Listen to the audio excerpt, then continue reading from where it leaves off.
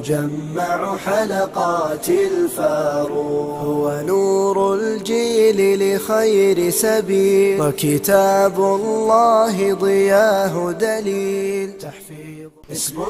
إن الحمد لله نحمده ونستعينه ونستغفره ونعوذ بالله من شرور أنفسنا ومن سيئات أعمالنا من يهده الله فلا مضل له ومن يضلل فلا هادي له وأشهد أن لا إله إلا الله وحده لا شريك له وأشهد أن محمدا عبده ورسوله ثم أما بعد إخوة المشاهدين أحييكم جميعا بتحية الإسلام الخالدة تحية المسلم لأخيه المسلم وتحية أهل الجنة في الجنة ألا وهي قائلة لكم السلام عليكم ورحمة الله وبركاته. musidɓe julɓe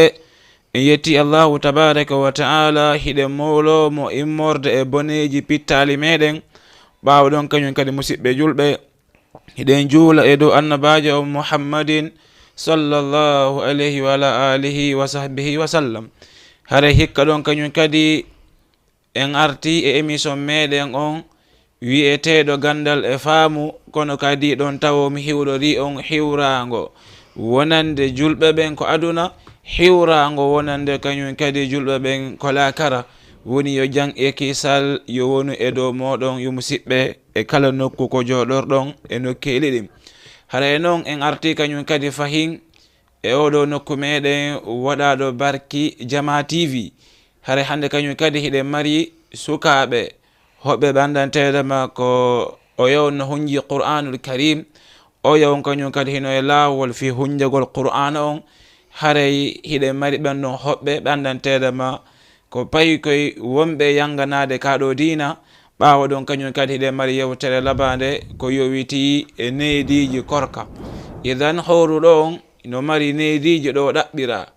joni noon ko ɗinɗo neediji woni ko yewte tan so tawi allahu tabaraka wa taala hoddiri en jonnay o ko jungo ñamoɗo tawo o hiwro o wowlane inde makko e yettore makko inchallah. nam assalamu aleykum wa rahmatullahi wa barakatuhu. lahuro musidɓe julɓe on fof mo lahuro on miɗo wiye Ahmad Sara Ba meɗen ginnayo min ar min janga ɗo Jama TV. assalamu aleykum wa rahmatullahi wa barakatuhu. wa aleykum salam wa rahmatullahi wa barakatuh. hara en jonne kañum kadi ɓeɗo ɓe hiwro. nam assalamu aleykum wa rahmatullahi wa barakatuh. lahuro on ɗo lan janna Qur'an ko jangete. inde ma nden? lan inne ɗo Al-Hussein Dial. machallah machallah. idan noon musidɓe julɓe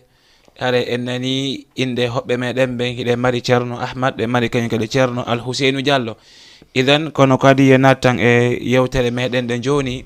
en jonnayi ceerno Ahmad kamɓe kañum kadi ɓe udditana en jonde nde wona wowirɗen noon jangal ngoɗen Qur'anul Karim ɓay hiɗen andi hiɗen e nder lewru ko Qur'an jippina si tawi anniversaire Qur'an heɓayno koye lewru somaye woni ko jogitotono ɗen ko waɗanen Al-Qur'anul Karim anniversaire. haray Ahmad udditan en jonde nde. nam أعوذ بالله من الشيطان الرجيم بسم الله الرحمن الرحيم إن الذين كفروا سواء عليهم أأنذرتهم أم لم تنذرهم لا يؤمنون ختم الله على قلوبهم وعلى سمعهم وعلى أبصارهم غشاوة ولهم عذاب عظيم ومن الناس من يقول آمنا بالله وباليوم الآخر وما هم بمؤمنين يخادعون الله والذين آمنوا وما يخدعون إلا أنفسهم وما يشعرون في قلوبهم مرض فزادهم الله مرضا ولهم عذاب أليم بما كانوا يكذبون وإذا قيل لهم لا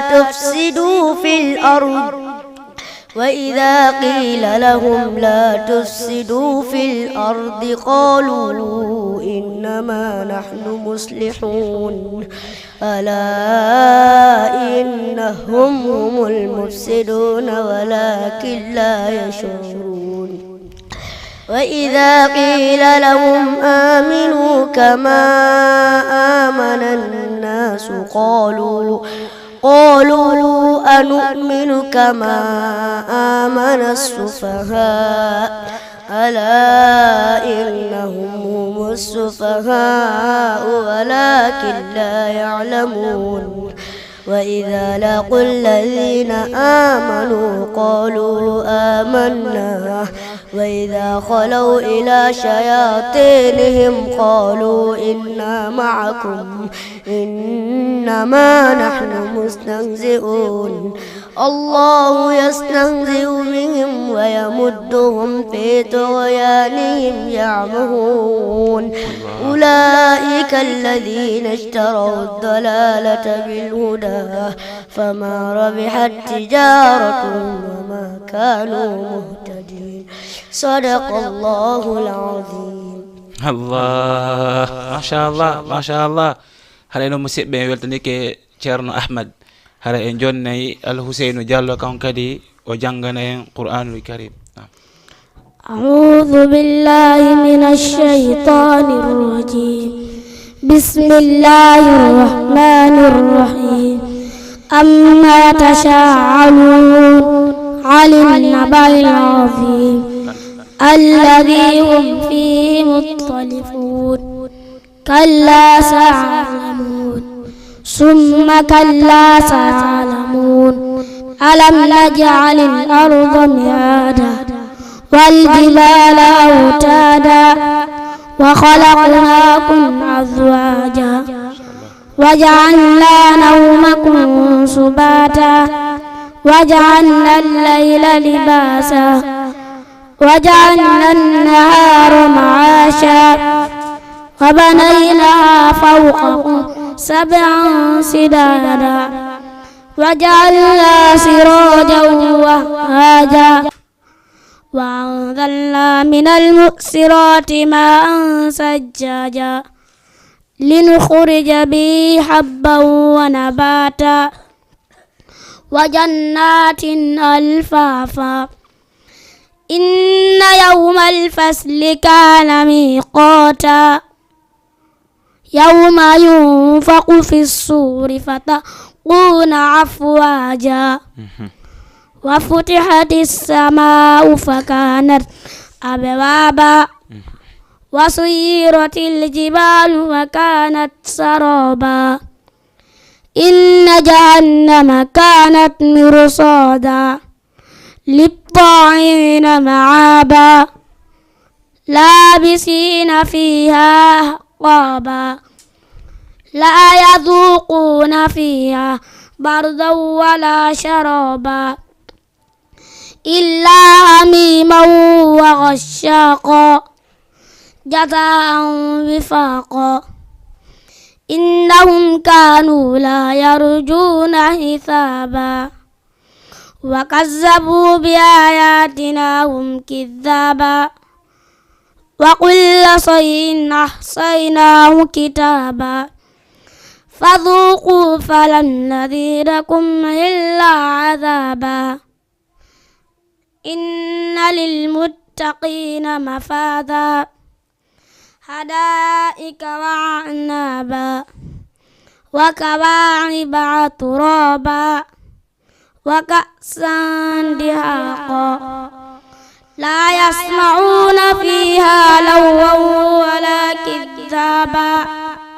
جزاء من ربك عطاء حسابا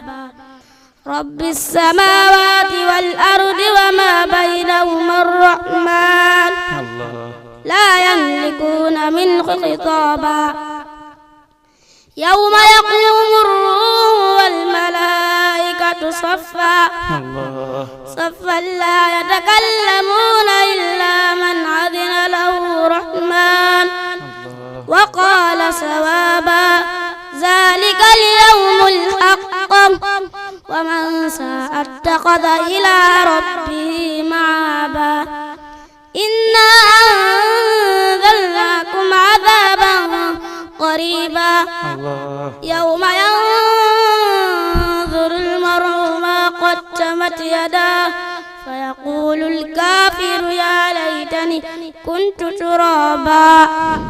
الله ما شاء الله ما شاء الله ما شاء الله صدق الله العظيم الله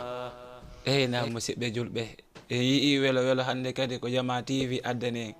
sendari oɗo atiɗo jangude no mari duuɓi 12 o sakkitiɗo ɗo jangude no mari duuɓi 7 idan en yi'e tawen ko paykoy woni e janganden oɗo Qur'anul Karim idan no musidɓe hande yewtere meɗen nden hino yiilo e ko yowiti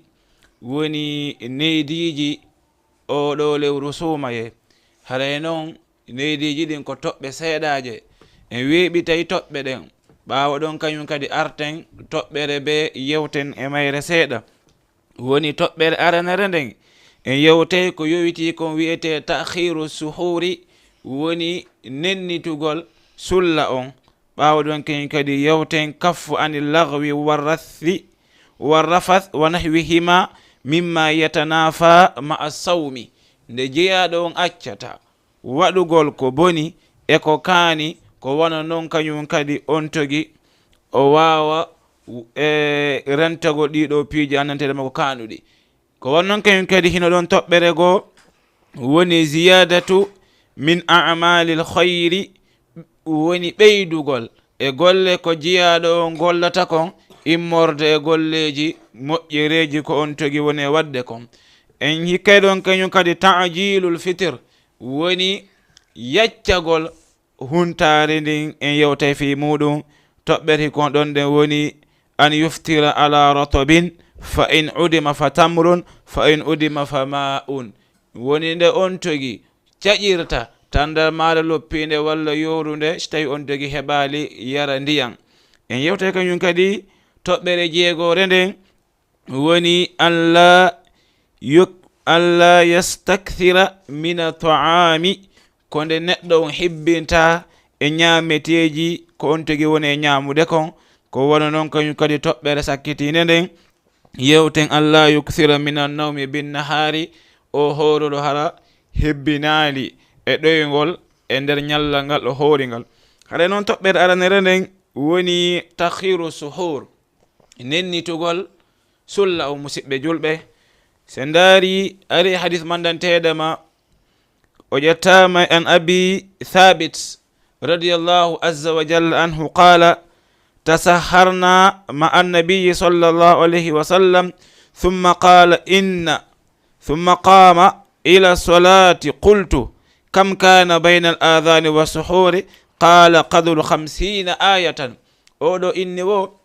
ñande goo min sullodiki e nelaɗo on sallallahu alayhi wa sallam wo ɓay min gayni sullade annabajo on immi ɓe yehi fi juulugol wo mi landi ene ko embere jelu wonno hakkunde sullari nin e fuɗɗagol ɓe juulugol oyo inni ko embere ayeje 50 woni 50 aya ko on jangata aya be wi'a go'o aya ɗimmon wi'a ɗiɗi ha heɓa ayeje 50 on tumasi noon haray ko ɗum ɗon on tigi duwa accude hakkunde ko sulloto e ɗo yo noddiniɗo as-salatu khairu minan nawmi fino famira si a immike sullagol a sulloto taw musidɗo ñaama joɗoɗa ko fande wo 15 minutes walla 20 minutes inne noon ko juuliɗo as-salatu khairu minan nawmi ɗon no moƴƴi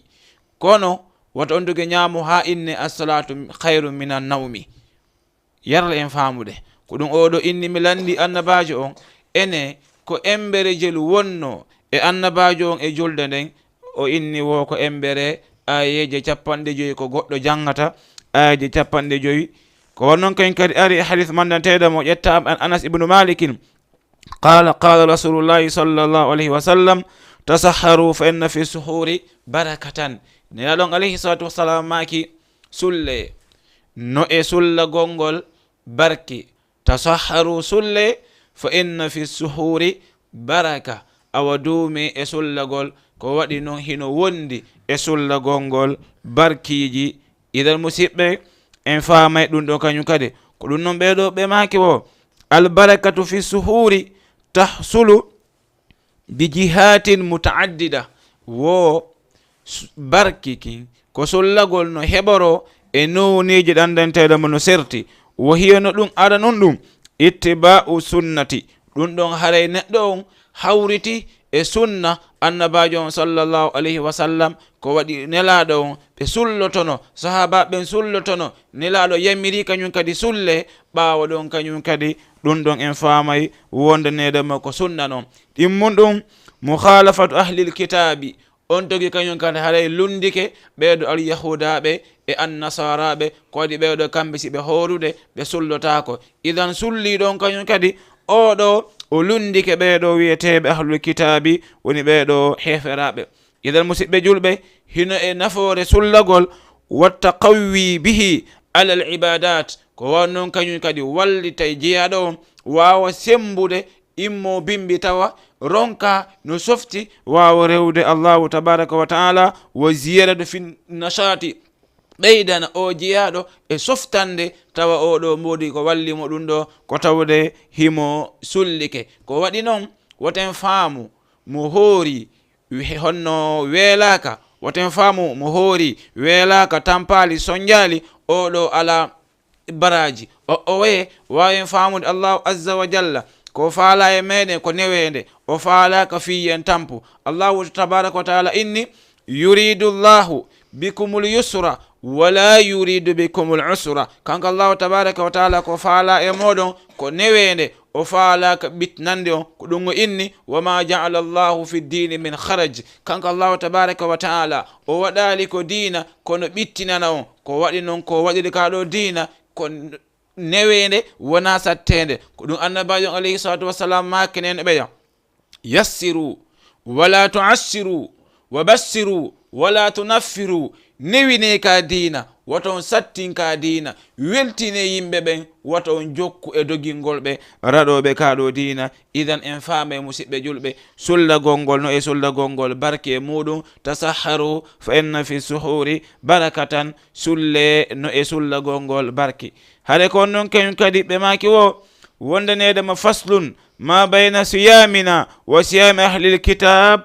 aklatu sahri. nelaɗon alayhi salatu wassalam maki o ko sendi julɓe ɓen e heferaɓe ɓen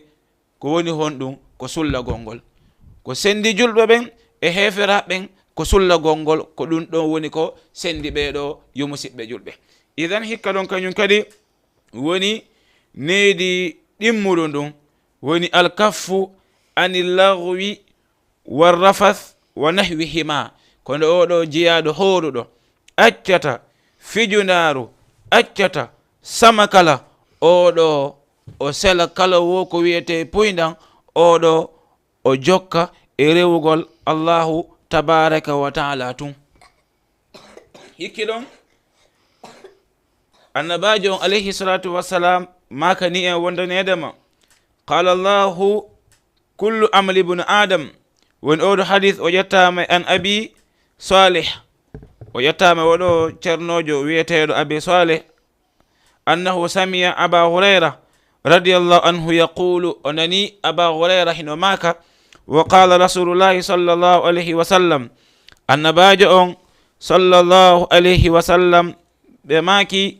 qala allahu taala allahu tabaraka wa taala wi'i kullu amali ibnu adama lahu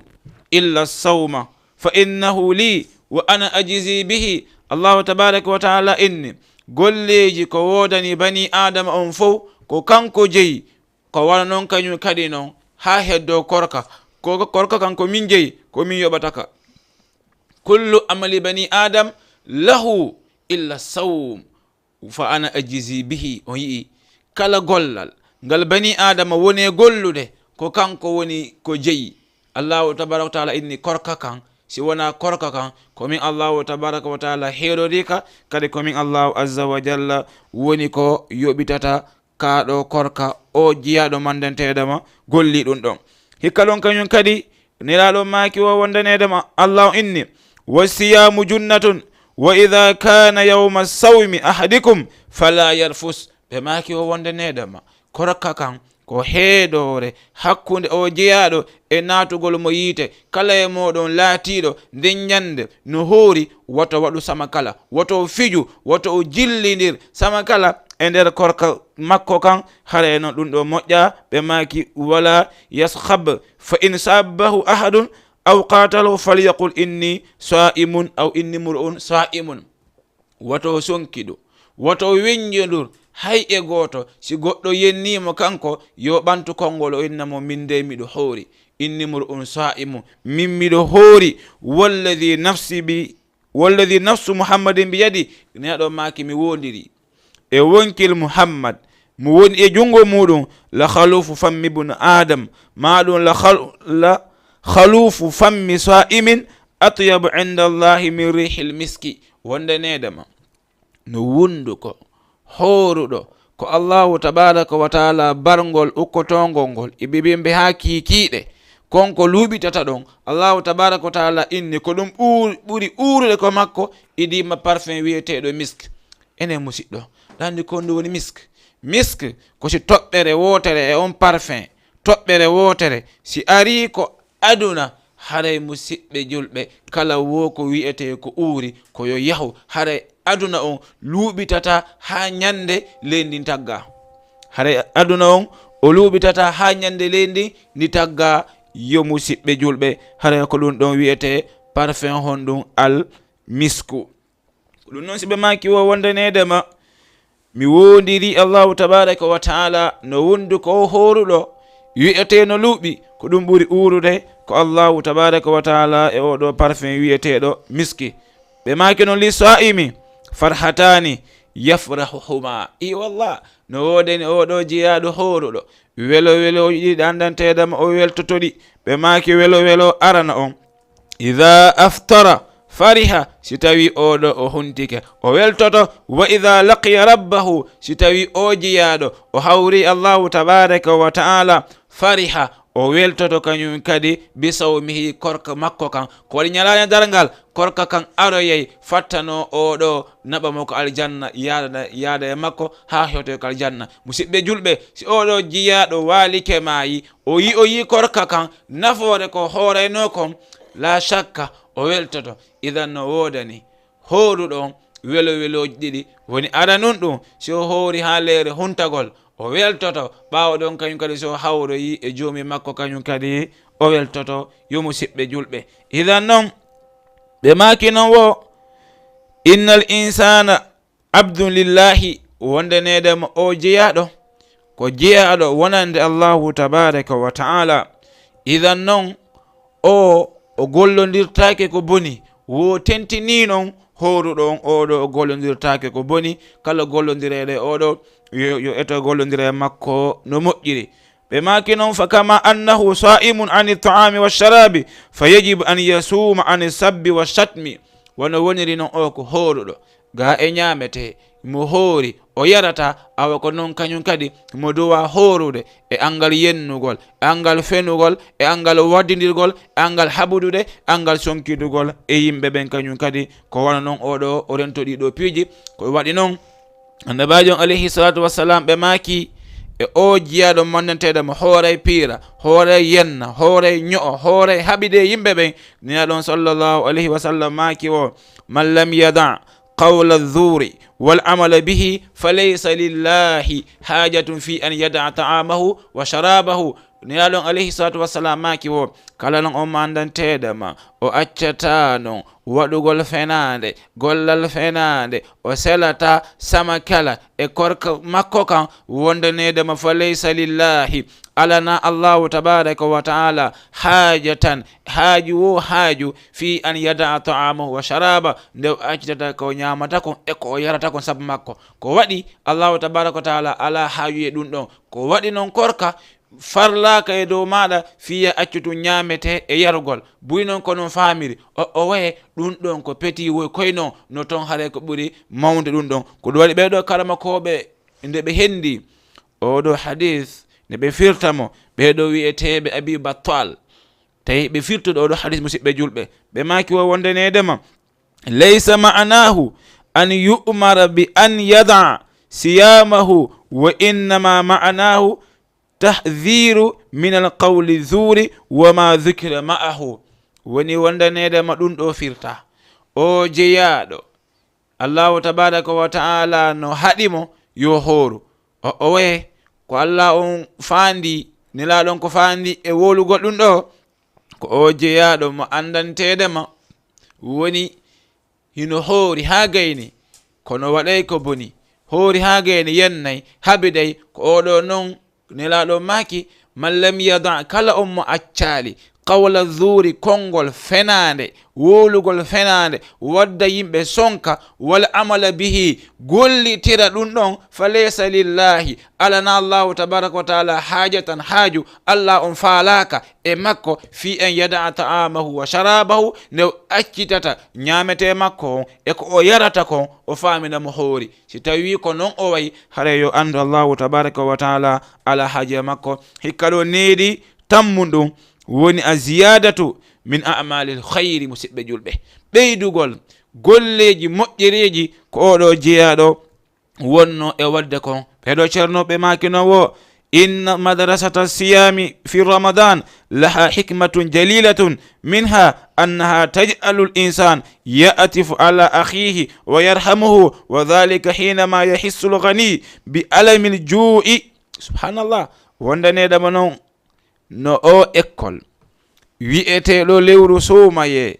no ndu lewru sumaye allahu tabaraka wa taala farlidu e dow meɗen wonande faamu mawnugu hikma mawnudu allahu tabaraka wa taala farliri kolko kan e dow meɗen hino e dow muɗum wondanedem allahu tabaraka wa taala waɗay oɗo horuɗo o wawa yurmede musidɗo makko on o anditana o to ala o okkorama ko wono noon kañum kadi waway so'ude heege jon jawdi ndin o anda ene awa kono mi wona weelerede ni fene komi hoori ɗo ko noon kawtal an kaariɓe ɓe wasiɗuɓe ɓe ala ko ñaama ala e hunde jaka ɓeɗo ko noon ɓe woni e tampirde e sonjorade e heege musidɓe julɓe en yi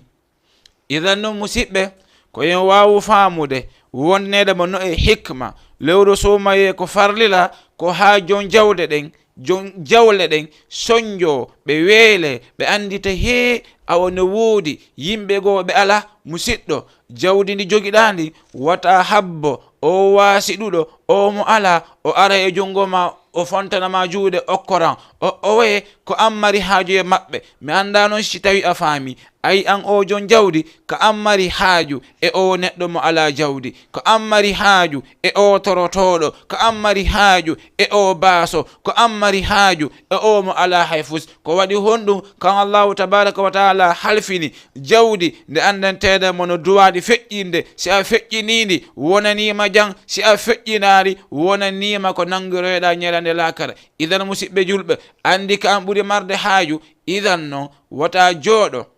habboɗa wasiɗuɗo on mo anduɗa ala on mo anduɗa no ɓittira on wata jooɗo ha on yaha koma innama kaarijo okkoran waɗana o waye hiɗa andi soodu maaro nelda o soodu sukkar nelda o soodu diwlin ñameteji wallitoɗa kañum kadi kawtal ma ngal wallitoɗa o neɗɗo baaso mo andantedemo hiɗa andi o ala yo musidɗo julɗo wata habbotum ha o ara e ma o innama ya okkoram ko waɗi noon heɗo hadis goto mo andentede mo annabajo on sallllahu alayhi wa sallam heno maka e makko lerɗingol ma an o jeyaɗo e waɗugol gollal moƴƴungal janggen hadis on oɗo hadith o ƴettama an ibnu umara o maki wo anna rajulan jaa ila nabiyi sallllahu alayhi wa sallam. ibnu umar o maki wo ñande goo gorko goo o aruno e annabajo sallllahu alayhi wa sallam fa qala suko on inni ya rasulallahi ko onon yo nelaɗo allah on ayu nnasi ahabbu ila llahi ene nelaɗo ko hombo e yimɓe ɓen allahu tabaraka wa taala ɓuri yiɗude wa ahabbu l amali ila llahi ko golle honɗum kañum kadi ɓura yiɗede ko allahu tabaraka wa taala kañum kadi. nelaɗon alayhi salatu wassalam maki o wonda nedema ahabbu nnasi ila llahi taala ɓuraɗo yiɗede e yimɓe ɓen ko allahu tabaraka wa taala anfa'uhum linnasi ko ɓurɗo nafude yimɓe ɓen wo ko on ɓura yiɗede ko allahu tabaraka wa taala. ndaro hay yo allahu tabaraka wa taala walle an o jeyaɗo no yowitiɗe wallita oɗo. nelaɗon alayhi salatu wassalam make hadith goo wallahu fi awni l abdi ma kana al abdu fi awni akhihi. allahu azza wa jalla hino e wallitagol jiyaɗo on fondanedema o jiyaɗo ɗo hino e wallitagol musidɗo makko julɗo on. wallah mi anda go sa fami wallahu no allah on fi awni l abdi himo e wallugol jiyaɗo on aw himo e fi wallugol ma an ma kana al abdu fondanede ma an kadi hiɗa laati fi awni akhihi hiɗa immiɗa wallitade musidɗo ma on ɗa. wata faamu o musidɗo ma mo walluɗa ɗa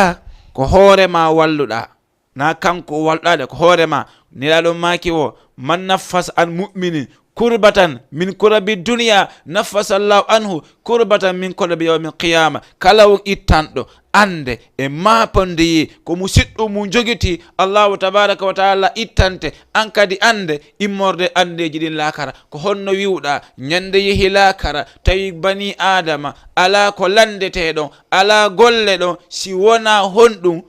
baraji golle mum tun woni ko habbitiɗo an hiɗa maapi sabu ko ittannoɗa ande musidɗo ma on ko aduna ɗon e ɗon allahu tabaraka wa taala an kadi yoɓirama ittande ande ko ittanama ande nde annanteɗam hiɗa maapi lakara ene nde ñande e ko fewndinɗa e ko feƴƴinɗa ko honɗum ɓurama musidɗo koko fewndinɗa ko waɗi an a ittan oya ko aduna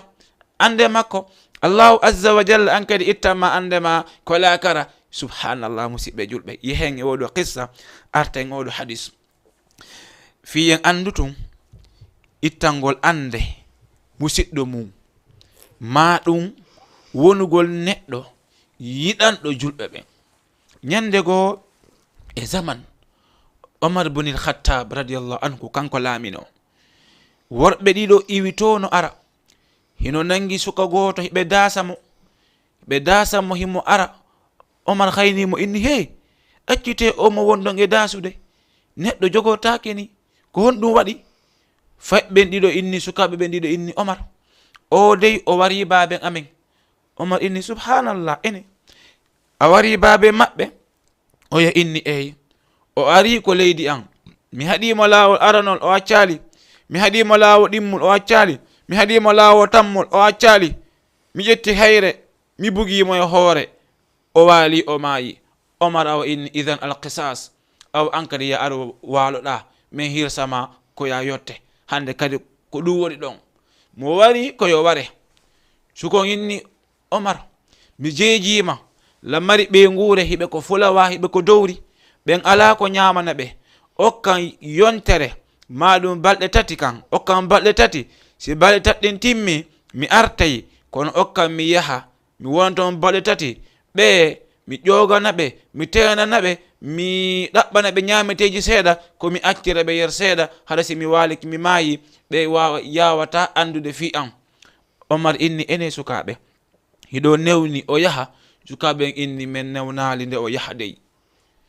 kisan omar inni ene sahabaɓe ko homboye mon wawoto lontade o ƴettanamo garanti o yaha wallito ɓe ngura mum nden arta. sahabaɓen fof ndaari goɗɗo aba dharrin inni min. omar inni aba dhar a ƴetti a fawtike. aba dhar inni eyi nelaɗo eyi kan omar mi fawtike mi ƴetti garanti on. Omar inni ene ɗa andi responsabilité wonɗo e muɗum, ɗa andi o si o yehi o artali kan wallinte hirse, o inni mi jaɓi lan andi, o inni accite suka on yaha fiyen andu wallugol musidɗo mum no wayi. Musidɓe, suka on yehi golli ton nyallal balɗe 2 balɗe 3 suka on artali taw leere nden hewti. Omar inni yo yimɓe ɓen fof tumbodir, yo fof yo aɗo leere nden hewti. Aba Dharrin yo ar o waalo ɓe suka on hewtali, yo ar o waalo o hirse. Aba Dharrin ari ko fokkitata ɗon hewtugol fof inna suka on ari, suka on ari fof yeƴƴito, suka on ari Allah, suka on ari Allah. Tawi foppu no wullude inna sahabajo nelaɗo on wo o tedduɗo Aba Dhar o hirsete hande, mo ɓe no wulla, ɓe no wulla nano, ɓe no wulla ñaamo, kisanɓe hayni suka on no ara, ɓeni suka on hewti, suka on ari ha o hewti. Omar inni ene suka ko won ɗum adduma? O inni ko won ɗum adduma yo suka? Ko waɗi noon min anda fima, min anda leñol ma, min anda ko honto hoɗɗa, min anda honto iwɗa. Ko wallahi si a heddinoke ton goto amen andatano fimaɗa. Suka on inni min mi ala e gollodirde e Omar, ko min e jomirawo Umar on woni e gollodirde, ko min e Allahu tabaraka wa taala woni e gollodirde. Subhanallah. Omar inni ene sukaɓe onon ɓe babe mum maayi, ɓaawo ko heɓi ɗo kon fof ɗon wawa yaafade. Sukaɓe ɓen fof inni min yaafike. Omar inni ene an o artuɗo ɗa andi ko adduma ko ya waalo hirseɗa maya, o inni ko fi honum artirma. O inni wallahi lan huli wote ɓe innu moko bankaku e jikke ɗum ɗon iwino e yimɓe annabajo on sallallahu alayhi wa sallam. Omar inni ene Aba Dharrin an ko fi honɗum wakkiliɗa lontagol wallinteɗo hirse joni joni so arano kan hirseteno, ko fi honɗum wakkiliɗa lontagol oɗo. Aba Dharrin inni wande ko sabu honɗum mi wakkili lontagol oɗo, miɗo huli wata inne jikke e moƴƴugol sahabaɓen ko ɓe andira ko ɗum lanni. Subhanallah. Ndaare yiɗangol ɓe ari ha ƴettugol wallina wonkilmu sabu wallitagol musidɗo mum julɗo. Enen noon hande ko ɗum nelaɗo on sallallahu alayhi wa sallam maki, wallahi la yu'min, wallahi la yu'min, wallahi la yu'min. Laabi 3 mi wondiri Allah o gonɗinta, mi wondiri Allah o gonɗinta, mi wondiri Allah o gonɗinta. Man bata sab'an wa jaruhu ji'a, woni on waliɗo jemma tawi no ñaami ha haari e ɓe gure muɗum kawtal mum no weela. I wallah ɗa andi ko mbo woni kawtal ma? Iwu jungo ma ñaamo galleji 40 kon kawtal, jungo ma hikkugo ɗon on kadi gos ma on galleji 40 kañum kadi kon kawtal. Si tawi ko e étage wonɗa ɓe ley, siko étage ji ley 40 kon kawtal, dow 40 kon kawtal, yeeso ma 40 kon kawtal, ɓawo ma galleji 40 kon kawtal. Musidɗo julɗo, ene ko yimɓe jelo woni hande e walagol hibba ñiiri tawa kawtal muɗum ñamade tawa hay e hunde. Idan noon ɗum ɗon ko gollal ngal andanteɗoma no hulɓini yo Allahu azza wa jalla yo wonu ballo o wallito en e muɗum. Joni en kontina o hadis mo nelaɗon alayhi salatu wassalam landa ko gollal hongal ɓura yiɗede ko Allahu tabaraka wa taala. Nelaɗo maki gollal ɓuragal yiɗede ko Allahu tabaraka wa taala, ma neɗɗo ɓuraɗo yiɗede ko Allahu tabaraka wa taala ko on mo andantede mo himo ɓuri wallitagol musidɗo maɓɓe on haɗa kon ɓura yiɗede ko Allahu tabaraka wa taala. Nelaɗon kañ kadi landa ene nelaɗo wa ahabbul a'mal ila llahi taala, ɓe maki wonon kadi nelaɗo maki wo gollal ɓuragal yiɗede ko Allahu tabaraka wa taala ko nde oɗo jiyaɗo naadata welo welo woni sururun tudkhiluhu ala muslimin, woni ko welo welo e ɓuttu ɓernde ko naadata e nder musidɗo ma, e nder ɓernde musidɗo maɗa. Hikke ɗon kadi aw takshifu anhu kurbatan, ma ittana o musidɗo ma ande. Dara tawa o felliti o ala ko ɓe ñama, ɓe ɓeyngol maɓɓe nden ala ɗo felliti o mo wonduɗa o ala o no aani o no maapi yaha ittanamo neɗo maaki no jeeya e golleje ɗe allahu tabaraka wa taala ɓuri yiɗude. on yiyali hay bani adam si waali kenawni a yahaali ndaroyɗamo allahu tabaraka wa taala innoyay jeeyaɗo ñalaya dargal ñande goo mi nawnuno ko aduna a yahano darɗala ko fi honɗum o inna subhanallah allah on anɗa wawi nawnude kan woni rabbu samawati wal ard allah o inna kiriya anda maccuɗo an kaarijo nawnuno e nokkel kaari hiɗon wondi a yahaali ndaruɗamo kiriya andale so a yahuno ndaruɗamo a tawaynolanko makko. Subhanallah. Ko yimɓe jelu e musidɓe men waaloto nawna soñjo yimɓe ɓen ronka mo wallitade o hino mari ordonnance ko fandi wo 10 000 himo mari lekki ko duwa sodude ko fandi wo 5 000 ko fandi wo 20 000 ko fandi wo 50 000 ñande o waali o maayi musidɓe julɓe ɓe piyindira ɓe piitindira ha ɓe heɓa ngaari nagge sodangi 300 000 500 000 ɓe wallina ɓe hirsa luwa 16 ɓe luwa basdi tawa o jeyaɗo no nawni lebbi no nawni duuɓi o wowlanima no famira a famali o toraki mo ya wallitomo o no nawni o hino jindidude e nawnare muɗum hiɗa andi ɗum a wallitaki mo acca ha o waalo o maya wi'a hande ko ya waɗanmo sadaka ko ya waɗanmo fidaw so waɗanamo nagge luwa basije yoɓanamo o loote o kasange waɗanamo piiji fof ko andanteɗemo nde o wuruno sa ƴettuno 50 000 jonnuɗamo soodi ordonnance 20 000 e ñameteji ko ñaama o hawnanoki o hetta cellal makko. Musidɓe julɓe ko hatta wallidiren kira andali ko wonɗa wallude musidɗo ma on jeeyaɗo on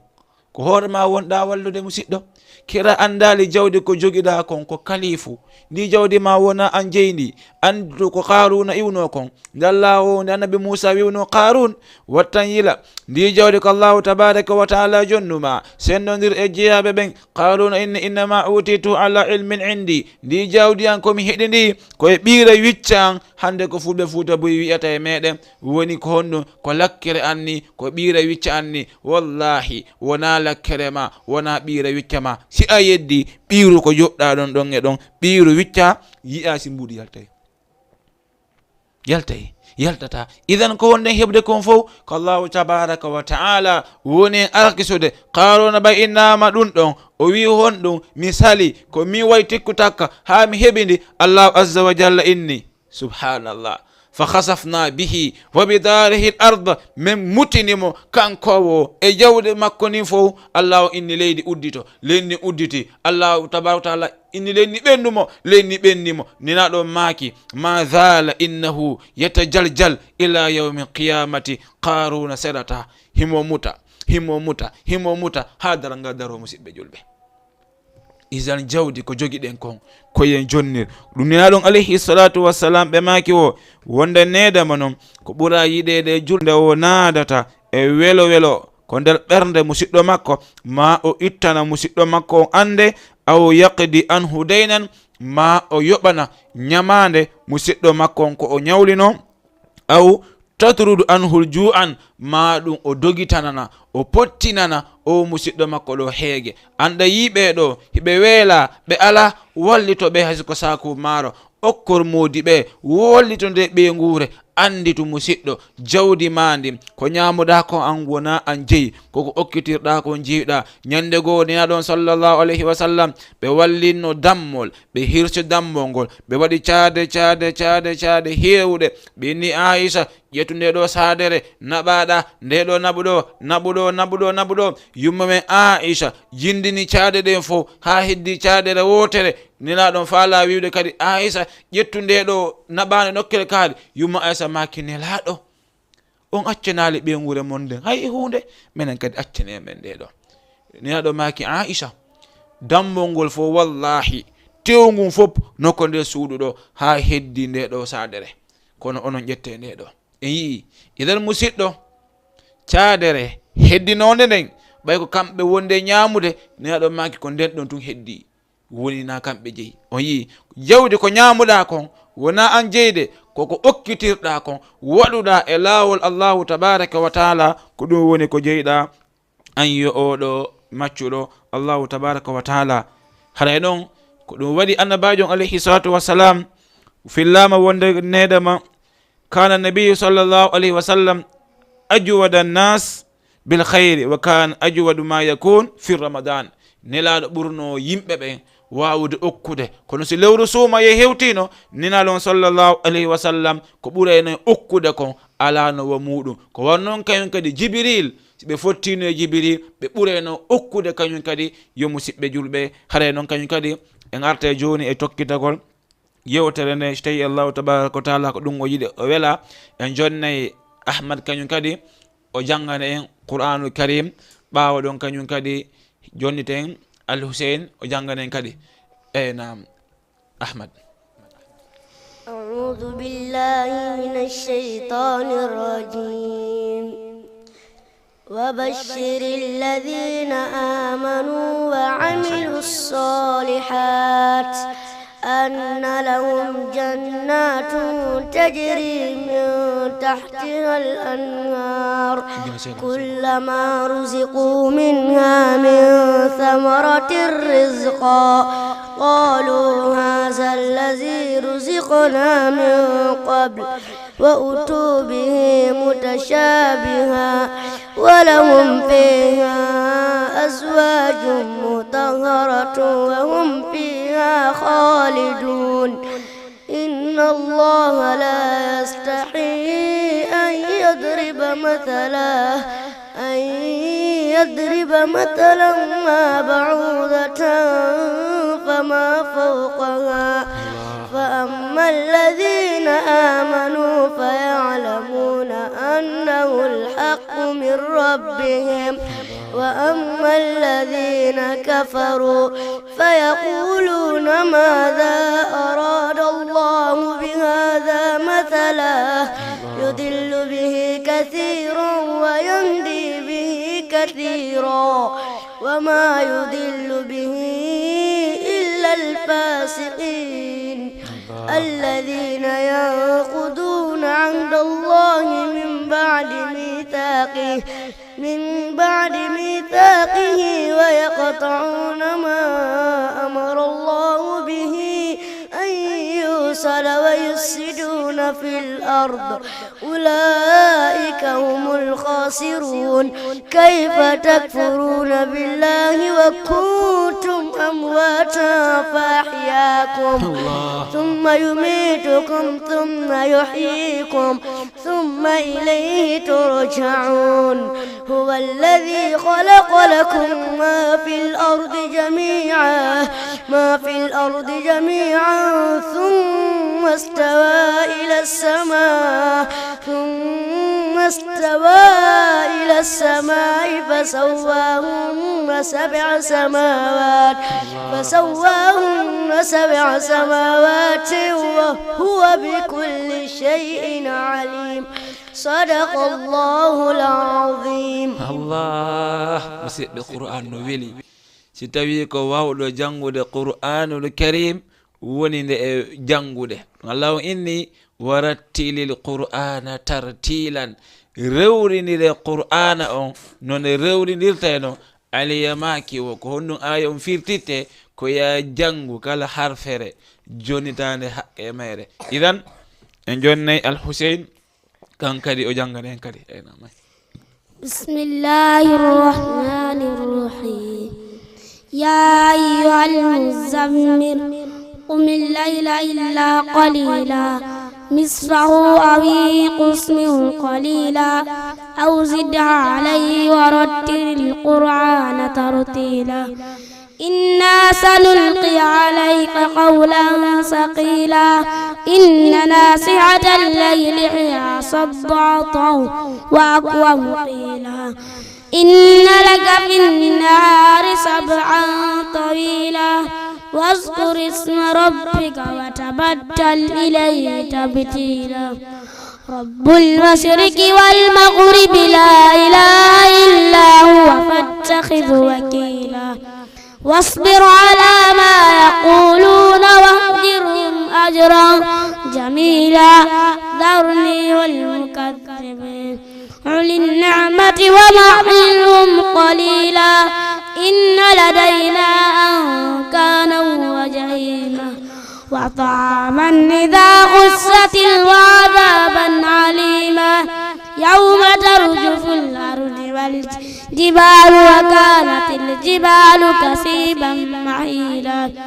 إنا أرسلنا إليكم رسولا شاهدا عليكم كما أرسلنا إلى فرعون رسولا فأخذناه أخذا وبيلا وكيف تتقون إن كفرتم يوما يجعل الولدان شيبا السماء فطر به كان وعدهم مفعولا إن هذه تذكرة فمن شاء اتخذ إلى ربه سبيلا إن ربك يعلم أنك تقوم أدنى من ثلثي الليل ونصفه وثلثه وطائفة من الذين معك والله يقدر الليل والنهار علم أن لن تحصوا فتاب عليكم فقرأوا ما تيسر من القرآن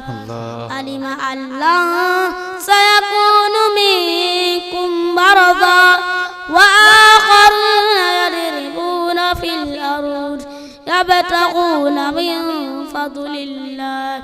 وآخرون يقاتلون في سبيل الله فقرأوا ما تيسر منه وأقيموا الصلاة وآتوا الزكاة وأقرضوا الله قرضا حسنا وما تقدموا لأنفسكم من خير تجدوه عند الله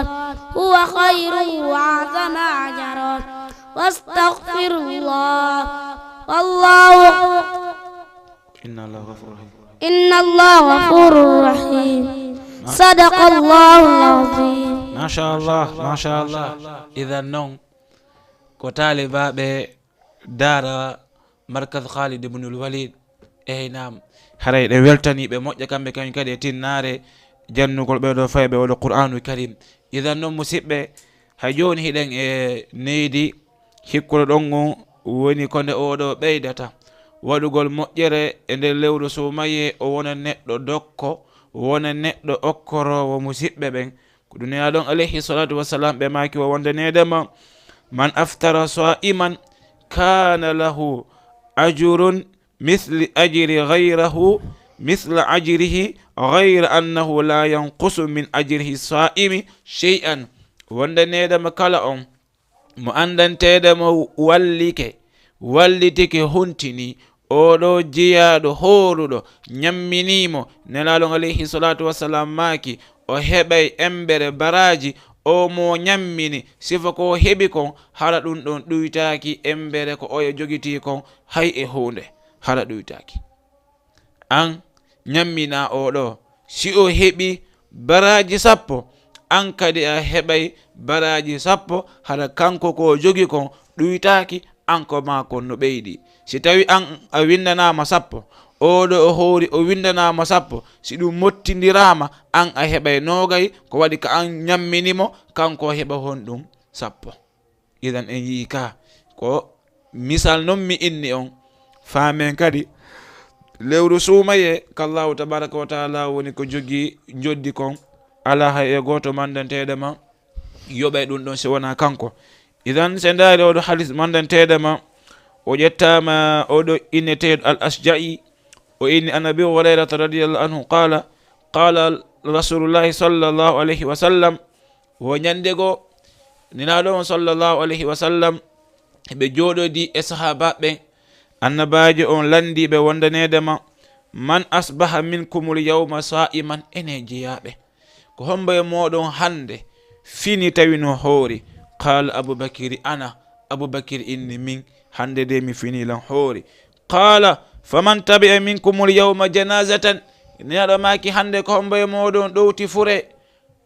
juuli mo surri mo. Qala Aboubakry ana Aboubakry inni ko min hande kañum kadi dey kaarijo feƴƴiniɗa mi yahuno mi surrenomo. Nelaɗon sallallahu alayhi wa sallam kadi landiti kadi fahin man at'ama minkum l yawma miskinan ko hombaye moɗon hande ñammini miskino. Aboubakry qala ana ya rasulallah Aboubakry inni min hande kañ kadi mi ñammini dey miskino. Nelaɗon alayhi salatu wasalam maki o man aada minkum l yawma maridan ene hande ko hombaye moɗon yeehi daari nawnuɗo. Qala Aboubakry ana Aboubakry inni de min hande kadi de mi yeehi mi daari kaarijo no nawni nokkel kaaliɗa. Nelaɗon sallallahu alayhi wa sallam maki majtama'an fi mri'in illa dakhala al jannata. woɗe golle ma ɗo fof ɗeɗo moɓodirali e neɗɗo si wona so maayi o naate aljanna. musidɓe est ce que en yi moƴƴereji ɗiɗo wola ɗo fof si ɗum ɗo mottodiri e goɗɗo so maayi o naate aljanna. ndaare musidɓe ko ɗum karama kojo goto ñande goo heno yewta fi qissa Aboubakry Siddiq. o inni Aboubakry ɓurano sahabaɓen juulugol e jangugol kono kanko atinoɓe kala none moƴƴere waɗetende tawa himo yeeso maɓɓe. on yii si tawi ɗum ɗo fof landama ko hombo waɗi e tumbere yimɓe sahabaɓe e ɗuɗude tawi fof wawali jabade min mi waɗi si wona Aboubakry Siddiq hare ɗum ɗo hino hawni noon ha noon yo musidɓe julɓe wallah ɗum ɗo no hawni ha noon ko ɗum niraɗo maki ittaqu nara walaw bi siqqi tamrin faman lam yajid fa bi kalimatin tayyiba. niraɗo maki wo hule rento ɗon ngeɗo yiite haysi tawi koyon caƴu immorde e peɓunni tandarma jonno musidɗo mon on okkoromo o ñaama. ɓe maaki noon hule Allah o haysi koyo ƴettu kuntum tandarama okkoron ɓe maaki faman lam yajid si tawi a heɓali ko okka musidɗo ma on wondanedema fabi kalimati tayyiba wowlan o konngol newingol. idan musidɓe goto kala koyo wakkilo wowlana musidɗo makko on konngol newingol si tawi a watama okkorde awa kaalijo dey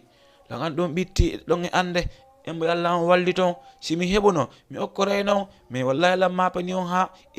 embo Allah on walli ton onon kadi ɗon sonji a ɓuttini ɓernde o nan oye hadis neɗo maki no jeeya e golleje ɗe Allahu tabaraka wa taala ɓuuri yiɗude e golleji ɗin kono jeeyaɗo natata welo e nder ɓernde musidɗo mum. oɗo haade mo maapi kono a weltinimo a tañƴinimo Allah on okkoraymo no musidɗo ta maapo Allah on okkorte ko jarribu yetunni feƴƴay a ittimo e ande nden ko ɗo waɗi Allahu tabaraka wa taala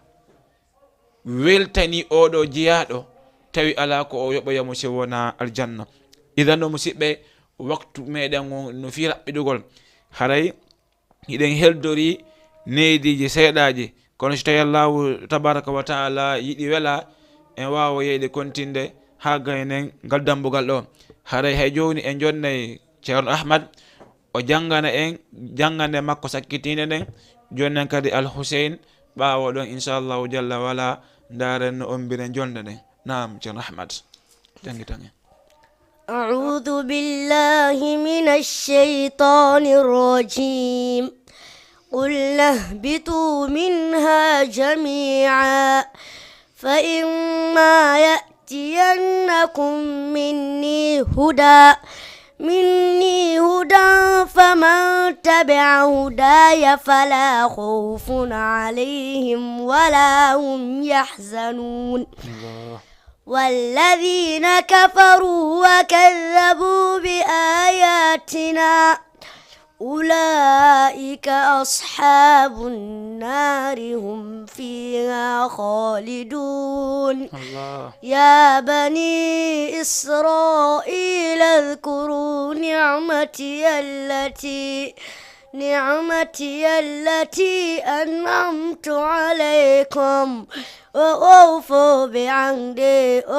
بعهدكم وإياي فارهبون وآمنوا بما أنزلت مصدقا لما معكم ولا تكونوا أول كافر به ولا تشتروا بآياتي ثمنا قليلا وإياي فاتقون ولا تلبسوا الحق بالباطل وتكتموا الحق وأنتم تعلمون وأقيموا الصلاة وآتوا الزكاة واركعوا مع الراكعين أتأمرون الناس بالبر وتنسون أنفسكم وأنتم تتلون الكتاب أفلا تعقلون واستعينوا بالصبر والصلاة وإنها لكبيرة إلا على الخاشعين الذين يظنون أنهم ملاقو ربهم وأنهم إليه راجعون يا بني إسرائيل اذكروا نعمتي التي أنعمت عليكم وأني فضلتكم على العالمين ما شاء الله. واتقوا يوما لا تجزي نفس عن نفس شيئا ولا يقبل منها شفاعة ولا يؤخذ منها عدل ولا هم ينصرون صدق الله العظيم. الله الله الله الله مولى جارن أحمد نني من القرآن الكريم. إي والله إيه ابنك يوم كذي الحسين جانغنا سكتين. نعم. أعوذ بالله من الشيطان الرجيم. بسم الله الرحمن الرحيم. إذا السماء انفطرت وإذا الكواكب انتثرت وإذا البحار فجرت وإذا القبور بعثرت علمت نفس ما قدمت وأخرت يا أيها الإنسان ما غرك بربك الكريم الذي خلق فسواك فعدلك في أي صورة ما شاء ركبك كلا بل تكذبون بالدين وإن عليكم لحافظين كراما كاتبين يعلمون ما تفعلون إن الأبرار لفي نعيم وإن الفجار لفي جحيم يصلونها يوم الدين وما هم عنها بغائبين وما أدراك ما يوم الدين ثم ما أدراك ما يوم الدين يوم لا تملك نفس لنفس شيئا والأمر يومئذ لله صدق الله العظيم. ما شاء الله ما شاء الله. إذا مسيب بنون weltanike buyi ɓeɗo wiyeteɓe Oustaz Aboubacry woni jomiraɓe daara wiyeteɗo Khalid ibnul Walid ɗe weltanoɓe buyi e tinnareji ɗin haray ko wonnon kañum kadi musidɓe julɓe ko ha ɗo wonno ko wondunoɗen haray hiɗen weltani jomo nokku ndin tori inde Allahu tabaraka wa taala watta barki e maɓɓe waɗa barki e golle ɗen nde Allahu azza wa jalla yeññanta e nokku on haray so tawi Allahu tabaraka wa taala ko ɗum o yiiɗi o wela haray en e juma on kala wonon ko yiwɗon ɗo hande rewiri no faalira ɗon noon haray no iwra Allahu tabaraka wa taala kala wo ko yiwɗon farjere muɗum haray no iwre amen aqulu ma tasma'u min adh-dhikri wal ayati wa sallallahu wa sallim ala nabiyyina Muhammadin wa ala alihi wa sahbihi wa sallam. Assalamu alaikum wa rahmatullahi wa barakatuh. اسم بين الأسماء مرموق يعطاه صدى ينمو ويفوق. مع القرآن ترى